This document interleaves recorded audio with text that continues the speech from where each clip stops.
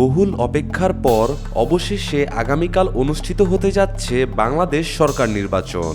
তবে আগামীকাল দেশের সব জায়গায় সুষ্ঠুভাবে ভোট হলেও 5টি জায়গায় কোনো ধরনের নির্বাচন হবে না।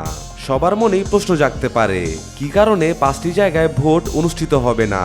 অনেকে তো এটাও বলছে সেখানে নাকি কোনো প্রার্থী ভোটের জন্য দাঁড়ায়নি। তাহলে কি সেখানের মানুষজন এতই ভদ্র? এই 5টি এলাকায় কি কোনো উন্নয়নের প্রয়োজন নেই? উত্তরে সে এলাকার মানুষ জানায়, তাদের বুক কেটে চিড়ে ফেলা হয়েছে, মরে গিয়েও বেঁচে আছে তারা। তাদের এরকম উত্তর শুনে সাংবাদিকরা কিছুটা অবাক হয়ে যায়।